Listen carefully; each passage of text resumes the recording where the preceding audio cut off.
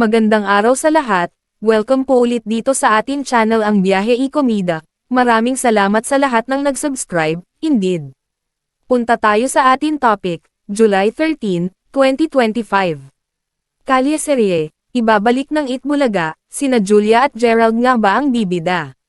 Excited much na ang mga dabarkads all over the world sa inahahandang pa-surprise ng Itbulaga para sa lahat ng kanilang loyal supporters. Ang feeling ng mga manunood, mukhang plano ng longest-running noontime show sa mundo na ibalik ang phenomenal segment nilang, Kalye-serye. Naglabas kasi ng video teaser ang Itbulaga sa kanilang social media accounts na may nakasulat na, tamang panahon. Last Monday, July 7, inilabas naman nila ang graphic clip ng isang hagdan may caption na, practice lang muna. Pagsapit ng July 9, muling nag-upload ang programa ng teaser video kung saan mababasa ang tanong na, naniniwala ka ba sa forever? At nung Huwebes, July 10, panibagong video teaser ang napanood ng netizens kung saan maririnig ang boses ni Lola ni Dora, ang pinasikat na karakter ni Wally Bayola sa Kalye-serye. Nagdialog pa si Lola ni Dora ng, secrets will be revealed sa tamang panahon. Kaya naman ang tanong ng mga dabarkads, ito na nga ba ang pagbabalik ng Kalye-serye, na pinagbidahan noon ng phenomenal love team ni na Alden Richards at Maine Mendoza. Sino-sino naman kaya ang bibida rito sakaling ang gumawa ng bagong version ang Itbulaga?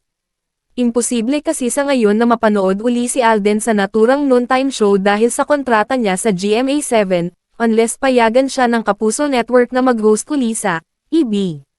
Nag-start ang Kalye-serye noong July 16, 2015 kaya 10th anniversary na ng phenomenal segment na ito ng Itbulaga sa July 16. Narito ang ilang comments ng netizens. Aldab comeback po ba ito? Manifesting. July is the month of Itbulaga. And they have the most successful segment which is Kalye-serye. Sana kahit once, magsama-sama ulit ang mga iconic characters like nung tatlong Lola, and Yayadab. Lumaki mata ko sa tamang panahon. Mukhang pahiwatig ito sa pagbabalik ng Kalye-serye. Walang masama kung may Kalye-serye 2.0. Kahit naman may sari-sarili ng buhay ang tambalang Aldab, hindi na mabubure sa kasaysayan ng telebisyon ang malaking kasiyahan sa napakaraming Pilipino noon. Definitely not a comeback dahil GMA exclusive si Alden.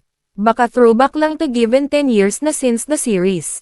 Magdadamit as the Lolas lang siguro ulit yung Jowa Pau. According sa comment section sa page ng TVJ na avid viewers ng Itbulaga, it will be Julia Barreto and Gerald Anderson ang gaganap sa role nila Maine at Alden. Aside sa scripted na nga yung takbo ng story, hindi bagay kay Julia at Gerald ang comedy. Sir, Iana. Sir, ako po si Iana. Ay, Mayor!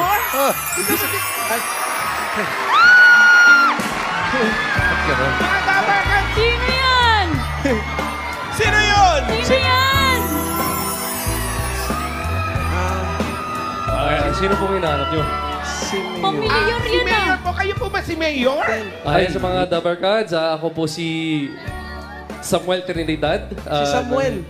Hello po. Samuel! Opo. Ay, laki-laki mo na! Kaya nga, tagal natin hindi nakita. Kamusta ka na?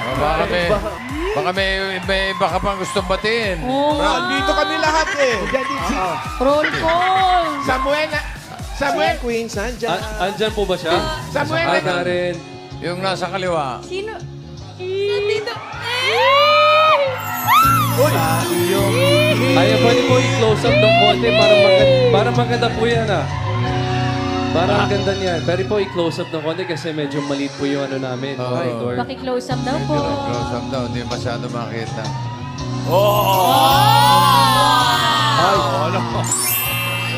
Ano, kinikilig ko. Patuloy na mag-abang sa website ng Bandera para sa mga bagong Showbiz Chika balita. At yan ang ating latest Showbiz Chika update for today. Huwag kalimutan mag-subscribe, click the notification bell for more Showbiz Chika updates, like and share the video at suportahan po ang ating Facebook page. Maraming salamat sa lahat ng nag-subscribe indeed. Magandang buhay sa lahat, adios!